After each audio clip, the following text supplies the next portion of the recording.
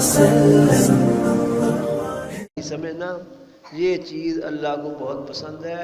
ہر مسلمان کو اپنے سے بہتر سمجھو، اپنے ہر ہم نشین سے اپنے آپ کو چھوٹا سمجھو، پھر دوسرے کی قدر بھی پیدا ہوگی، عزت بھی ہوگی، لڑائی بڑائی فساد نہیں ہوگا. اللہ کو کیا بھی لے گا تو ہو پھر کوئی بات نہیں، ٹھیک ہے. ہمارے حضرت شیخ التفسیر حسن لاہوری رحمۃ اللہ علیہ، حضرت مولانا احمد علی لاہوری رحمۃ اللہ، جن کی قبر سے 6 ماہ تک جنت کی خوشبو آتی رہی. میں اس 8ویں کلاس میں پڑھتا تھا جب حضرت کا انتقال ہوا. ہمارے گھر میں مٹی پہنچی، 2 مٹی اٹھا کے لا دی قبر میں، جس میں خوشبو تھی، ہم نے خود دیکھی. اللہ ان سے کسی نے کہا حضرت فلاں شخص آپ کا نام لے لے کر گالیاں نکالتا ہے. حضرت کا نام تھا احمد علی. پتہ کیا جواب دیا؟ اس پر غصے نہیں ہوئے، فرمایا احمد علی بہت لوگوں کے نام ہے، کسی اور کو کہتا ہوگا. احمد علی بہت لوگوں کے نام ہے، کسی اور کو کہتا ہوگا. اللہ پاک کی حقیقت تواضع کی انکساری کی اللہ ہمیں نصیب فرمائے، حقیقت نصیب فرمائے. تو میں عرض کر رہا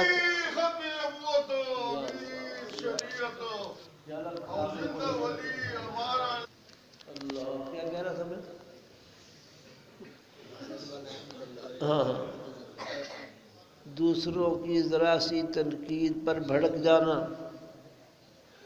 اعتراض پر سیخ پا ہو جانا، یہ نشانی اس بات کی کہ اندر میں کھڑی ہے. اور میں بحث کو بھی کہتے ہیں، میں کہ ادا کھڑا ہے، نفسانیت کھڑی ہے. ورنہ اللہ والے تو سمجھا کرتے ہیں جو یہ کہہ رہا ہے یہ نہیں کہہ رہا، کہلوایا جا رہا ہے. میں ہوں ہی ایسا قابل اسلام. ایک اللہ والے جا رہے تھے، عید کا دن تھا، نہائے، اچھے کپڑے پہنے، خوشبوئیں لگائی، عیدگاہ کی طرف نماز کے لیے جا رہے. گلی سے گزرے، کوٹھے کے اوپر سے کسی نے کوڑا کرکٹ پھینک دیا جس میں راکھ تھی، راکھ سمجھے سواہ، تو وہ پھینک دیا، صفائی کر دی. ہم جب کپڑوں پر گر گیا، سر پر گر گیا، کپڑے خراب، بدن خراب، اور عید کے کپڑے. ہم جیسا ہوتا پتہ نہیں کیا گزرتی دل پر، اور کیسے خبر لیتے پھینکنے والے کی. انہوں نے آسمان کی طرف دیکھا، کہا اللہ پاک، اللہ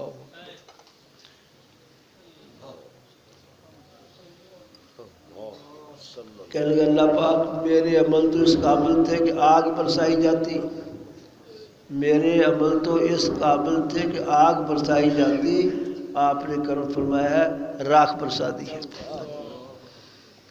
یہ حقیقت، اور حقیقتاً صحیح کہہ رہا ہوں اپنی دانش میں، یہ حقیقت نصیب ہو جائے، یہ بغیر ذکر الہی کی کثرت اور اللہ والوں کی صحبت کے بغیر نہیں مل سکتی. اور چیزیں پیدا ہو جائیں، کمالات اور حاصل ہو جائیں، لیکن جسے میں مرنا کہتے ہیں پنجابی، میں مرنا، نفسانیت مر جانا، یہ اولیاء اللہ کی صحبت سے ہوتا ہے. نبی پاک صلی اللہ علیہ وسلم نے اپنے ایک صحابی سے فرمایا تھا، ابو رزین اہل ذکر کے پاس بیٹھا کر، جب تو وہاں سے فارغ ہو جتنا ہو سکے اپنے آپ کو اللہ کے ذکر میں مشغول رکھا کر.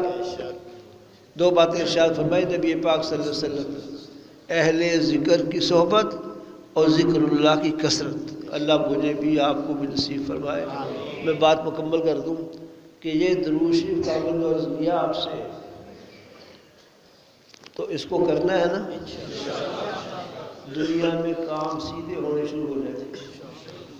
دوسرا زیارت رسول نصیب ہو جائے گی انشاءاللہ. تیسرا ایک بہت بڑا فائدہ اور بھی ہے، اگر آپ پابندی سے پڑھیں گے، محبت سے باوضو پڑھیں گے، ناغے نہیں کریں گے، ناغے سے عمل میں بے برکتی ہو جاتی ہے، تو انشاءاللہ ایک دن ایسا آئے گا آپ یہ درود شریف مدینہ شریف میں بیٹھ کے پڑھ رہے ہوں گے، وہاں کی حاضری اللہ پاک آسان کر دے. اللہ بات لمبی ہو رہی ہے تو درود شریف پڑھنا چاہیے نا. ایک رعایت جیسی چیز، کوئی یہ سمجھتا ہے کہ 10 تسبیح تو بہت زیادہ ہے، تو وہ ایک ہی تسبیح کر لیا کرے 1000 دانے والی.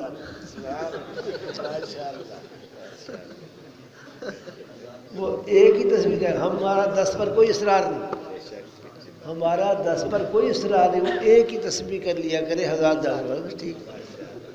ٹھیک ہے نا، آسان ہو گیا کام. اللہ وہاں کی حاضری بھی نصیب فرمائے اور وہاں کے آداب اور فیض بھی نصیب فرمائے. اللہم صلی علی.